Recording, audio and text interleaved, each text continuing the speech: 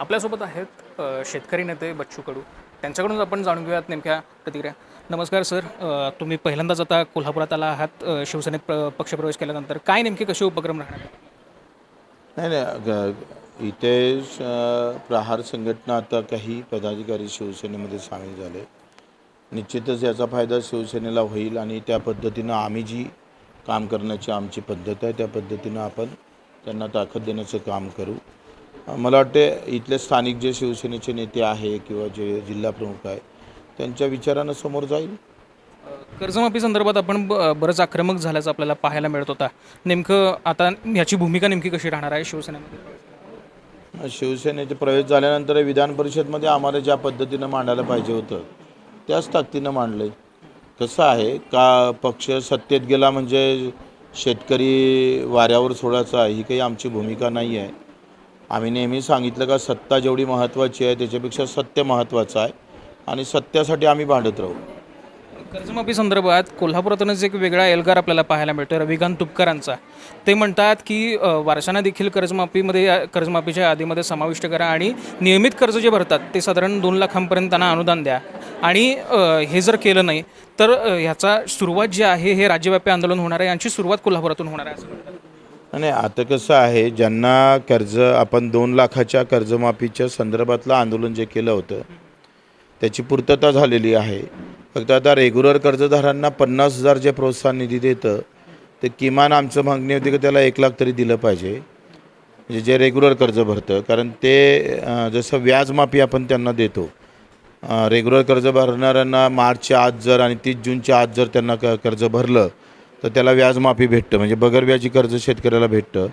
पण त्याच्यासोबत त्याला जर जेथपर्यंत हमीभाव भेटत नाही, एकाकडे तुम्ही हमीभाव देत नसेल तर दुसरीकडे कर्जामध्ये सवलत दिली पाहिजे, त्याला मदत केली पाहिजे. आणि प्रोत्साहन निधी दरवर्षाला 25,000 जर दिला तर काही हरकत नाही.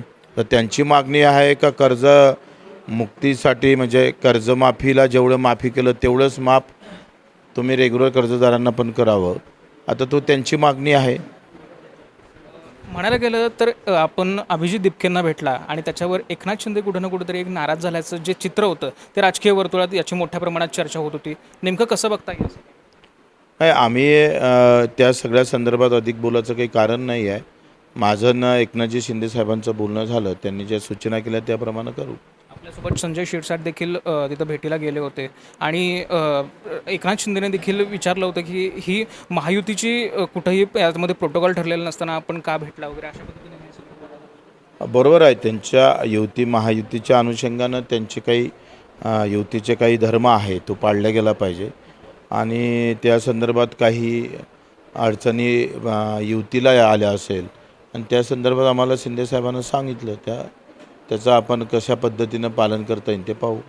भाजप नेते प्रवीण दरेकर यांनी देखील एक वेगळ्या प्रकारची विनंतीवजा सूचना केलेली आहे की महायुतीमध्ये कोणत्याही प्रकारचं वितुष्ट येऊ नये, अशा प्रकारची कुठलीही कामं करू नका असं देखील आपल्याला एक सांगितलेलं पाहायला मिळालं. मला वाटतं त्यांना सांगायची गरज नाही. आमचे नेते आहे शिंदेसाहेब, आमचं शिंदेसाहेबाशिवाय दुसरा नेता नाही, बाकीच्याचं ऐकायची गरज नाही.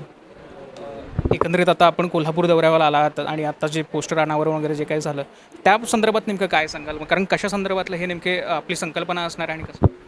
माझं असं मत आहे का शिंदेसाहेबांनी जो एकंदरीत उठावानंतर जे काम केलं ते फार 2.5 वर्षातलं केलेलं काम फार महत्त्वाचं आहे.